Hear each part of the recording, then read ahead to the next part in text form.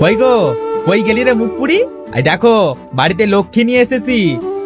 কই আমার সতীনরে দেখি।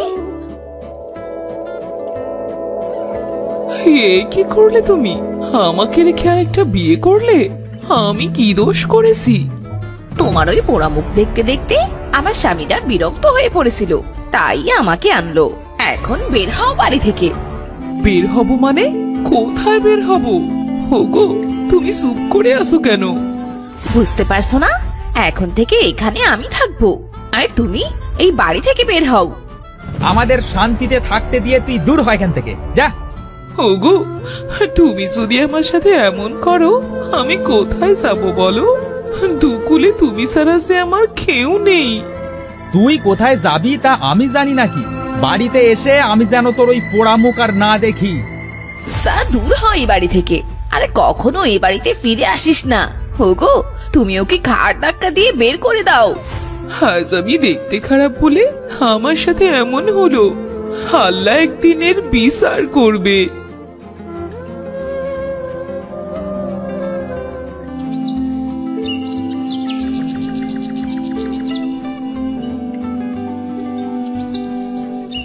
অনেক তো হাঁটলাম, আর কত হাঁটবো? অনেক তৃষ্ণা পেয়েছে, কোথাও যদি একটু পানি পেতাম। আরে, আমি কোথায় এসে পড়লাম? এটা যে একটা জঙ্গল, চারিদিকে তো শুধু গাছ আর গাছ, কোথাও পানির আকার নেই।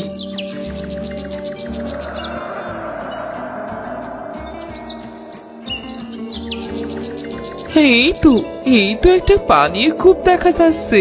যাই, একটু পানি খেয়ে আসি।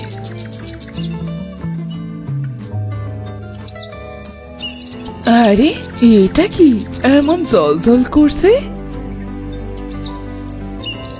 এটা তো একটা আয়না, খুব সুন্দর তো। এই জঙ্গলে আয়না আসলো কি করে?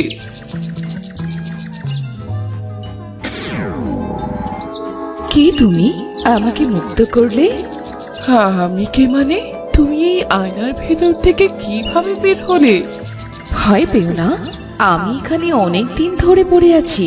একটা দুষ্টু তান্ত্রিক আমাকে অভিশপ্ত করে এখানে বন্দি করে রাখে। কথা ছিল যদি কোনো ভালো মনের মানুষ তার চেহারা দেখে এই আয়নাতে, তাহলেই আমি মুক্ত হব। এখানে একটা আয়না দেখে আমি এমনিতেই উঠালাম। দয়া করে তুমি আমার কোনো ক্ষতি করো না। না না, আমি তোমার কোনো ক্ষতি করব না। আমি জানি তুমি খুব ভালো একটি মেয়ে, আর তাই তো আমি মুক্তি পেলাম। ভালো হয়ে আর কি করলাম বলো? আমি অসুন্দর বলে স্বামী সংসার সব ছাড়তে হলো। কি বলেছি তুমি অসুন্দর? যার মন সুন্দর সেই তো সুন্দর। তোমার মনটা অনেক ভালো। আমি তোমাকে একটা উপহার দিতে চাই। মানে, তুমি আমাকে কি দেবে? আমাকে কিছু দেয়া লাগবে না, তার চেয়ে বলো আমি তোমার কি উপকার করতে পারি। আমাকে এখান থেকে তুলে মুক্ত করেছো, কিছু তো তোমাকে নিতেই হবে। তবে আমি তো তোমাকে এখান থেকে কিছু দিতে পারবো না। আমার সাথে যাবে তুমি? কোথায় যাব তোমার সাথে? আমার দেশে, আমার শহরে তোমাকে আমি নিয়ে যেতে চাই, যদি তুমি রাজি থাকো। তোমার সাথে গেলে আমার কিছু হবে না তো? বিশ্বাস রাখতে পারো, তোমাকে আবার আমি এখানেই রেখে যাব। তুমি আমাকে যে উপকার করলে তার প্রতিদানটুকু দিতে চাই। আমার তো আর কোনো জায়গা নেই, মরি বাসি এর সাথেই যাই, দেখি কি হয়। কি হলো? আচ্ছা, তোমার দেশের নাম কি? পরীর দেশ। যদি যেতে চাও চলো আমার সাথে, তোমাকে আবার আমি রেখে যাব। হ্যাঁ হ্যাঁ, আমি যাব, চলো তাহলে।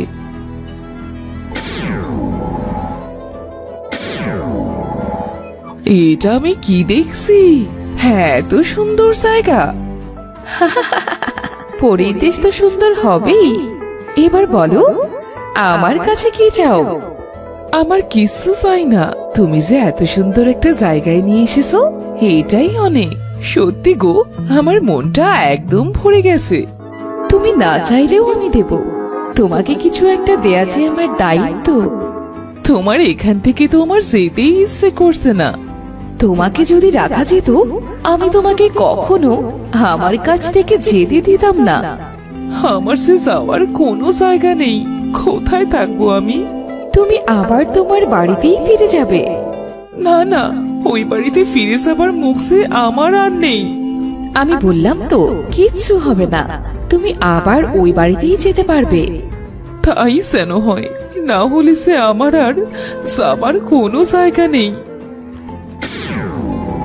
এই নাও, এই আয়নাটা খুলে একবার নিজের মুখটা দেখো।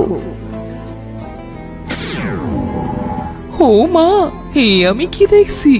আমি এত সুন্দর হলাম কি করে? এটা খুবই একটা চমৎকার আয়না। তুমি এই আয়নায় তোমার মুখ যেভাবে দেখতে চাইবে সেভাবেই দেখাবে। সত্যি বলছো? আর হ্যাঁ, তোমার যখন কোনো অর্থের দরকার হবে তখন এই আয়নাকে বলবে, কেমন? এই আয়না তোমার সব কথা শুনবে। আচ্ছা, এই আয়নায় কি সবাই মুখ দেখতে পারবে? হ্যাঁ, সবাই এই আয়নায় মুখ দেখতে পারবে, তবে সবাইকে মুখটা দেখতে দিও না। যার মন অসুন্দর সে যদি এই আয়না দেখে তবে সে অসুন্দর হয়ে যাবে। ঠিক আছে পরি, তুমি আমাকে এত উপকার করলে, তোমার এই ঋণ যে আমি কোনো দিনও শোধ করতে পারবো না। তুমি যে অনেক ভালো, ভালো মানুষের পাওনা সবসময় উপরেই থাকে। আর ওইখানে একটা পুটলি আছে, ওইটা তোমার। কি আছে ওই পুটুলিতে? খুলে দেখো।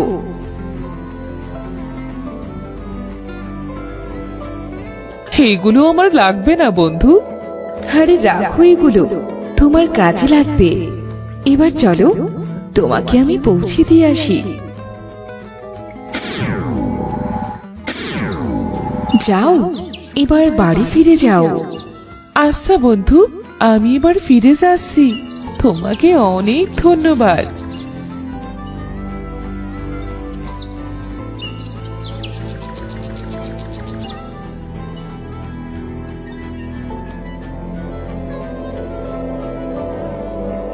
হোগো, বাড়িতে আসো।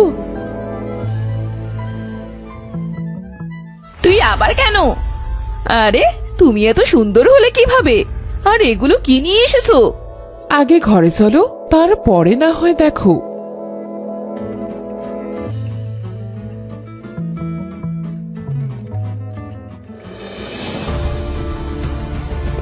কি বলছো কি দেবী?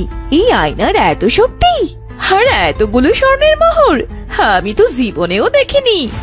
আমরা তো এবার অনেক বড় লোক হয়ে যাব।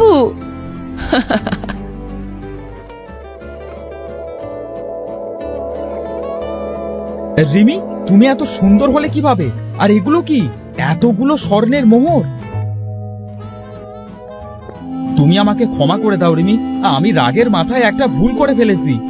হয়েছে হয়েছে, তোমাদের এত প্রেম দেখাতে হবে না। বড়, তোমার আয়নাটা একটু দেবে? আমিও একটু মুখ দেখে তোমার মতো সুন্দর হতাম। না ছোট, এই আয়নায় সবার মুখ দেখা যাবে না। যদি হিতে বিপরীত হয়, তুমি যদি আরো সুন্দর হয়ে যাও। দেখেছো তোমার বড় বউয়ের কেমন হিংসে? যাও, লাগবে না তোমার আয়না। সামান্য একটা আয়না এনে ভাব দেখাচ্ছে। আহা জিমি, থামো তো। ও তো ঠিকই বলেছে। যদি তোমার চেহারা অসুন্দর হয়ে যায় তখন কি করবে? থাক, হয়েছে। এই সবই তোমাদের দুজনার বাহানা মাত্র। আমি যদি ওর থেকে সুন্দর হয়ে যাই, ও আমাকে আয়নাটা তাই দেখতে দিচ্ছে না। তুমি আমাকে ভুল বুঝছো ছোট।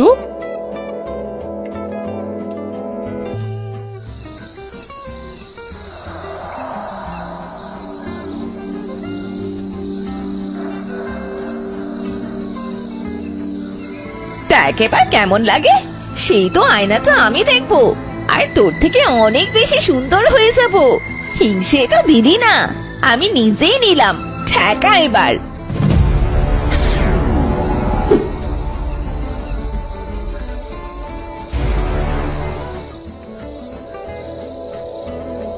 না না, কি দেখলাম? বড় তো ঠিকই বলেছিল। দেখি তো আমার আয়নাটা একবার।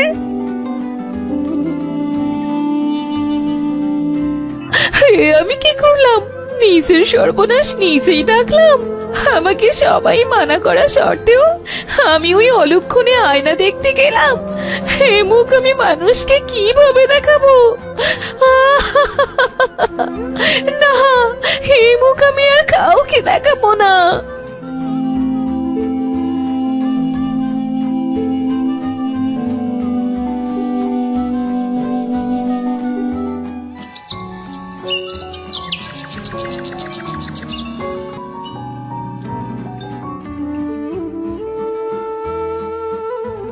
হগো, সিমিকে যে কোথাও দেখছি না।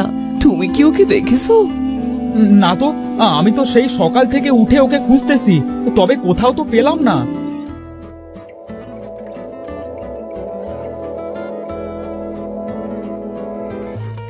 যা মনে মনে বলেছিলাম তাই তো হলো। এত সময় খেয়াল করি নাই আমার আয়নাটা যে এখানে পড়ে আছে। ঝিমি রাতের আধারে তোমার রুমে এসেছিল আয়না দেখতে, তাই ওর মুখ কুৎসিত হয়ে যায়। আর সে লজ্জায় সারা জীবনের জন্য বাড়ি ছেড়ে চলে গেছে।